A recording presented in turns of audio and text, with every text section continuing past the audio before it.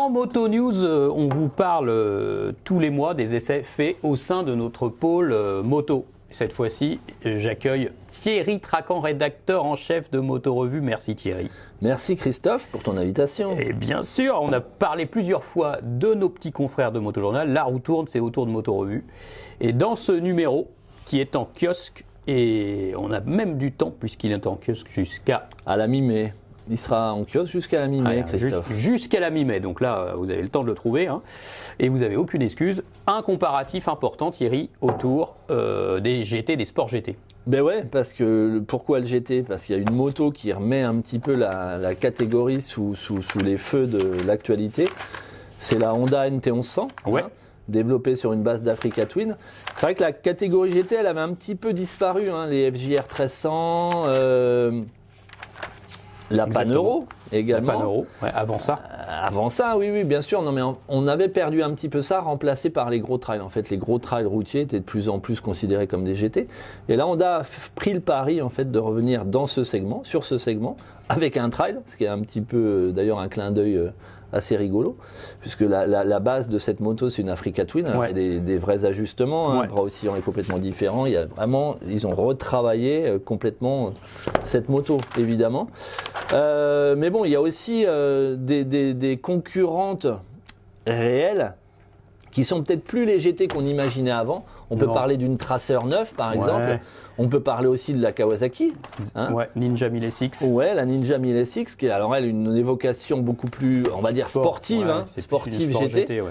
Et puis la Suzuki, la GSX-S, la GSX 1000 GT. Voilà, donc ça fait 4 motos, on va dire, qui sont vraiment dans la bagarre. Ouais. Et on a eu l'occasion de les comparer sur les routes corses. Donc c'est un superbe terrain de jeu. Hein, ouais, c'est un beau terrain de jeu. C'est un terrain où la météo était clémente, ce qui était plutôt pas mal. Et ça permet de mettre en avant les qualités de ces motos, parce qu'on trouve à la fois du rapide, on trouve du technique, de l'étriqué, du bien revêtu, du moins bien revêtu. Donc non, c'est parfait pour pour souligner les qualités et les défauts de ces motos. Alors, les lecteurs vont pouvoir décrypter dans Moto Revue le travail des journalistes. Hein. Il y avait Bertrand Gold, il s'était entouré d'ouvreurs. Il y avait Julien Tonuti qui était là, hein, Barbara Collet. Autant dire que les repose-pieds, ils ont un peu souffert lors de cet essai. Et on voit que finalement, c'est quand même la Kawasaki qui s'impose, qui est dans une philosophie sport et GT. Ouais, c'est ça. En fait, c'est une moto à la fois rigoureuse, équilibrée, naturelle et avec un fort tempérament. Enfin, c'est pas vraiment un fort tempérament, mais on va dire des très belles performances. C'est pas une moto caractérielle, mais c'est une moto qui a du souffle. Oui. Voilà. Et c'est un petit peu ce qu'on reproche à la Honda. Il y a quand même une ambiance avec la Kawasaki. Bien sûr. Sonorité d'échappement, boîte à air, il y a toujours quelque chose quand même. Ouais.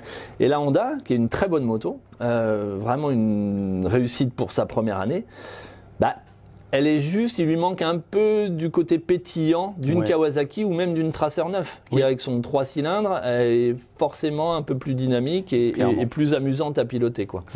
Donc voilà, la Honda, c'est très belle moto, sans surprise, je dirais des fois un petit peu comme Honda sait le faire, c'est-à-dire c'est une moto où on monte dessus, tout tombe naturellement, on ne se cherche pas, on est à l'aise d'emblée. Mais par contre, il lui manque un petit quelque chose, dû à sa mécanique, hein, un bicylindre qui fait beaucoup moins de chevaux qu'une Kawasaki ou même qu'une Yamaha. Et puis la Suzuki, elle finalement, elle a juste été pénalisée par une monte pneumatique un petit peu en retrait par rapport à la concurrence.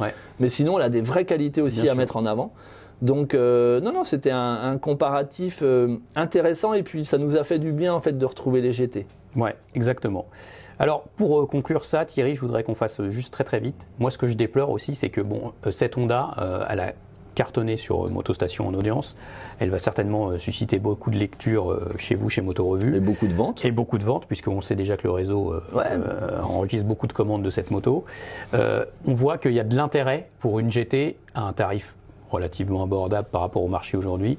Le segment GT n'est pas mort. Alors que justement, les Japonais, ils l'ont un peu déserté. Honda avait abandonné la pan-européenne. Yamaha, contre toute attente, a abandonné la FJR qui occupait une place de choix dans le cœur des motards et en plus c'était une moto de sérigraphie. Ouais, bien sûr. Et on voit qu'ils ont quand même laissé libre champ à l'allemand, à BMW, toutes ces marques. Oui. Non, c'est sûr, c'est sûr.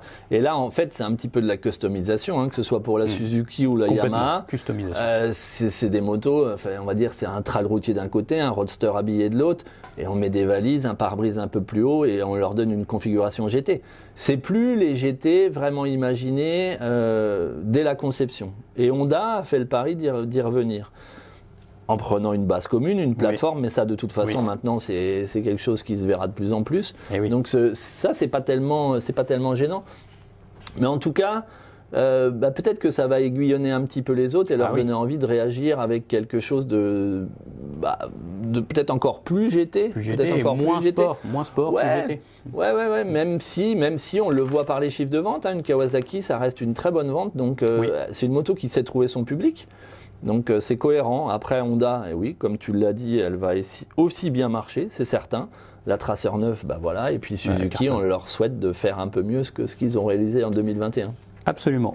Bon, en tout cas, c'est à découvrir dans Moto Revue, comparatif complet Sport GT autour de la NT 1100 avec la victoire d'une moto verte.